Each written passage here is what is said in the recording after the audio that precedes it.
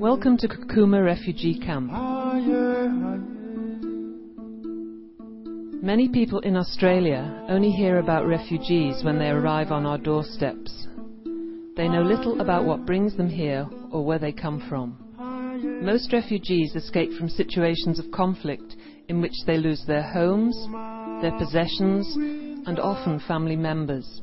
They also suffer from extreme privations during their flight to a hoped-for secure place of refuge.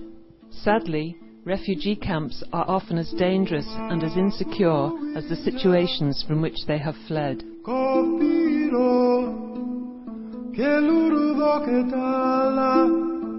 In this video, we take you to a refugee camp in Kenya, near the Sudanese border.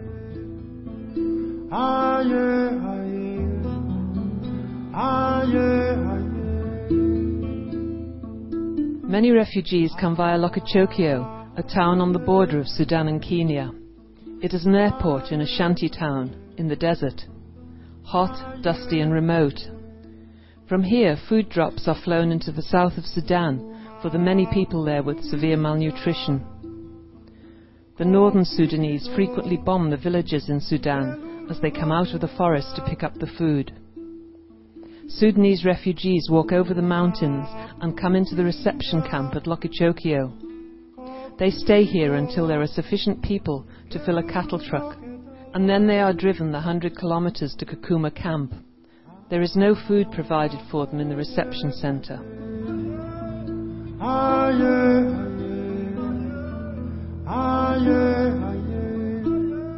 The road to Kakuma is dangerous. You travel either in an armed convoy or with an armed guard.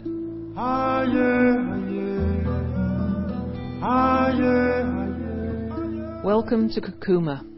This is the reception centre where people often stay for months until a home is found for them. 35,000 people are housed in these plastic tents. It is 40 degrees outside with a fierce wind blowing grit. Inside, the people huddle in 55 degrees of heat. Older parts of the camp are not quite so harsh, but life is hard. There are 95,000 people in this camp from the Sudan, Somalia and Ethiopia. Many of them have been here for 10 years. UNHCR is formulating a new 10-year plan. Food is in short supply, and it is getting worse. The people now get less than half of the World Food Programme recommended rations. Donor fatigue is blamed for the shortage.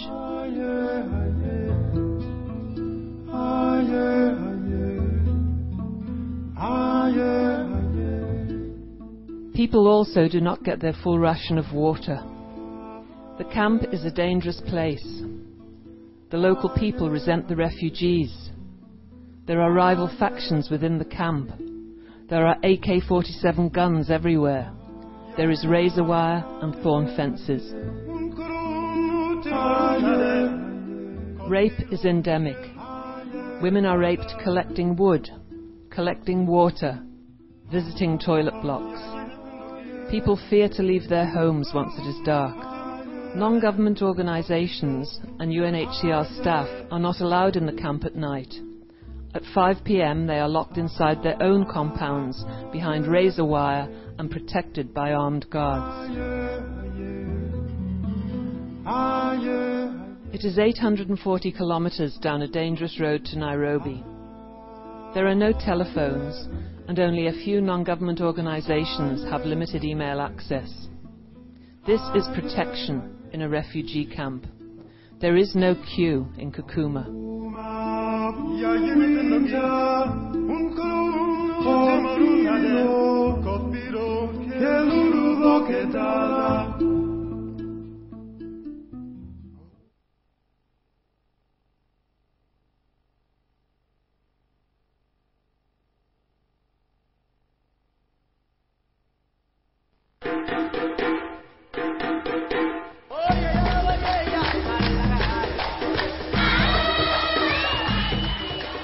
The reason that there is some stability, some normality and social structure in the camp is because of the strength and determination of the refugees to survive and rebuild their lives, and because of the non-government organizations and UNHCR who provide services for the refugees.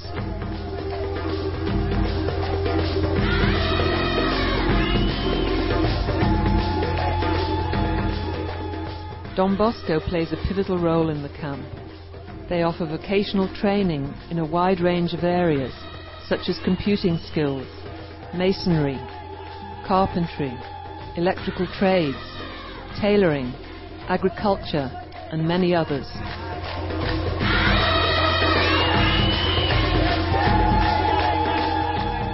The training is designed to provide people with skills that they can use in the camp to earn a little money to buy food, clothing, and necessities for their families.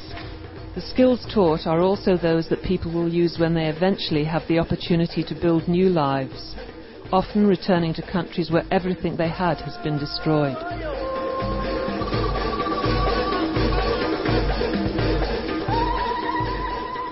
Don Bosco is committed to ensuring that girls and women are also included in the training. I'm here to encourage girls to join us in the productive unit, typing, computer, tailoring, agriculture. We'd like you also to join us in this certificate so that you will be useful in the future, not only for yourself, but for the community. Once the students have graduated with Kenyan government qualifications, there is a small microcredit scheme to assist people to start small businesses. Recently, Don Bosco opened a tailoring workshop to provide opportunities for the women in the camp, both to make clothing for their families and products for sale. The tailoring shop was opened by the head of UNHCR Kakuma. The opening was attended by many refugees. Events such as this create social stability in the camp. They provide an opportunity for people to forget the hardships of their lives for a short time. And I'm happy also to do the plumbing work. That course is not easy for girls. If I could have power, I could go to start more than I am now. Thousands of young men and ladies are now making dresses. Others are producing. Even World Vision are using them now as a manpower. At least the life of the standard of our people is special because other places, countries were deserted. Water thin out, people are now getting at least green. We felt that the young people who trained in typing and many more young people sitting idle in the camp. The most important item they will be making in the tailoring shop will be reusable sanitary towels. Many girls and women cannot participate in schooling or training because of lack of such essential items as these. Don Bosco is much more than a vocational training centre. The staff insist on living in the camp with the refugees. They are available to help with emergencies at all hours of the day and night. They provide opportunities for socializing and training such as gender and human rights training at the weekends. They ferry the young women home from these events in their trucks because it is dangerous for the girls to be out alone.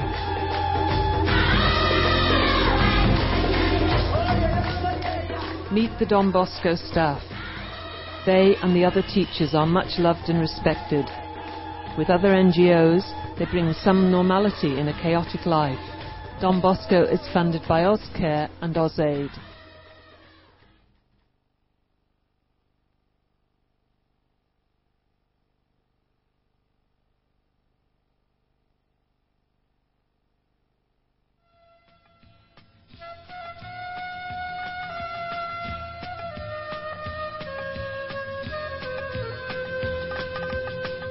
Kakuma is a dangerous place, but for some, the danger is more acute than for others. Many of these are women who live in permanent fear of rape, of abduction, of beatings, and of having their children kidnapped.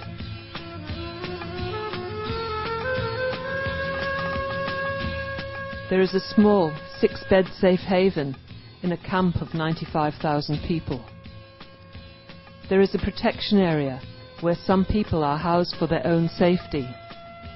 About the size of a football pitch, there are currently 147 families in this place. Some of them have been here for 4 years. These are the most desperate refugees. They cannot get out to apply for resettlement. Let us introduce you to some of them. This woman is a school teacher who speaks, reads and writes English fluently. So do her children. Her husband was a headmaster, but he was killed. Twice on her flight to Kakuma, she was held and raped by groups of men, but she kept going and finally reached Lokichokio. Once in Kakuma, she asked for protection, but was assessed and told that her case was no more severe than that of many other women. She was subsequently pack-raped twice more by men from the groups who had killed her husband. She is now 7 months pregnant by rape. She recently had to leave the refuge of a small hut in a non-government compound in which she was hiding, and she was beaten. She has complications with her pregnancy from that beating.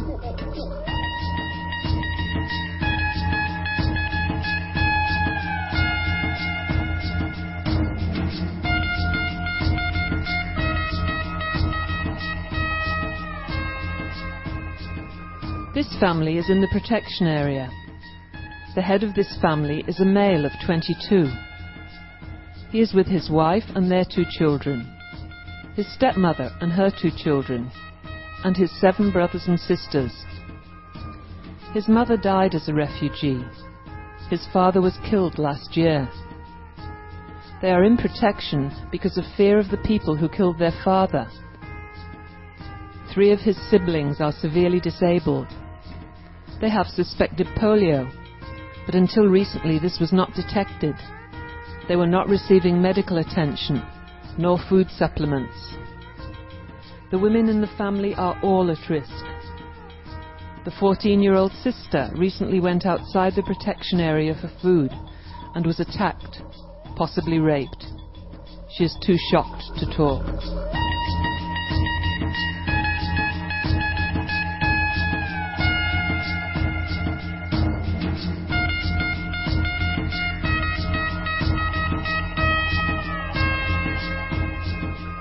The baby held by this woman is a baby of rape. A victim of tribal warfare, she has escaped with her children to Kakuma. The father of the children has used her as a pawn in the fighting. He recently arranged for the children to be kidnapped and took them back to Sudan to be used as child soldiers, but somehow they escaped and got back to their mother. She is in danger every time she leaves the protection area. She is terrified that the children will be kidnapped again.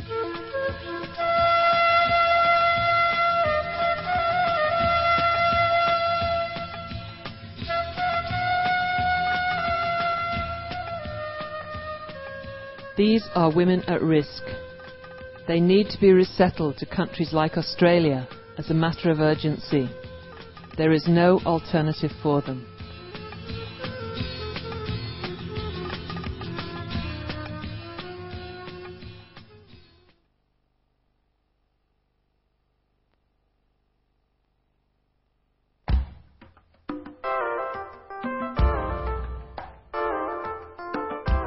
There is a lot that we can do. Money is always needed. Ostcare works with Don Bosco and other non-government organisations to assist them to get the funding that they need, and also helps by providing support and capacity building.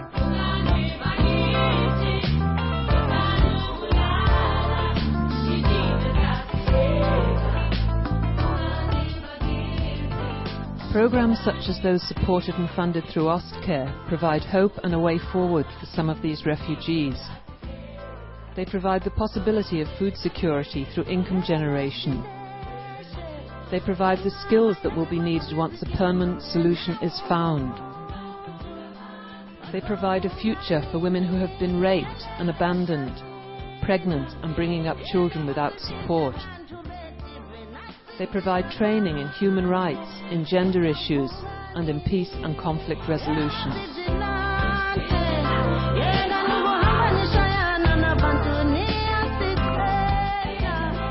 Help can range from simple things, like making sure that girls and women have basic essentials, such as sanitary napkins, so that they can attend school and courses.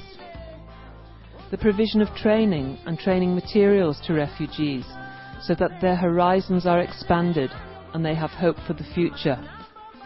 The Australian National Committee on Refugee Women is providing these things for the people at the Don Bosco Centre in Kakuma.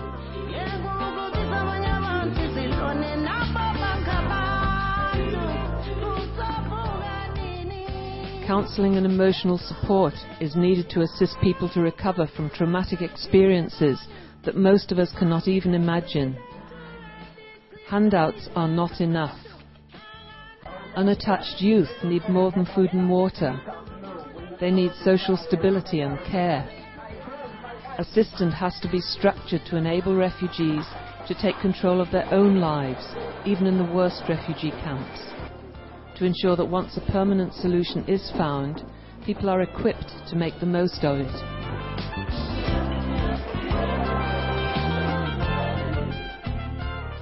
In Australia, we can make sure that as many people as possible understand the sorts of experiences which refugees survive before they come to Australia.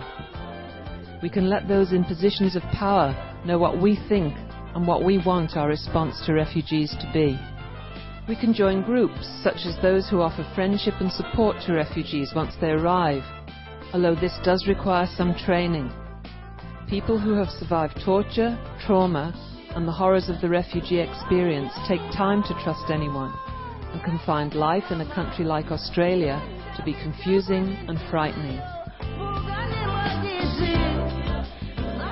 We can support groups who go to the United Nations as advocates on behalf of refugees, who fight to have the nations of the world recognise the needs of refugees and, most importantly, the need to address the root causes of refugee flows.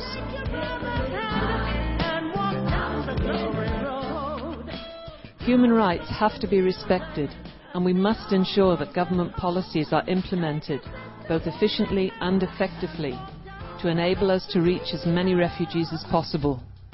When there is no hope and no queue, people smugglers will flourish, and people will risk their lives to escape. Having been there, I know that I would.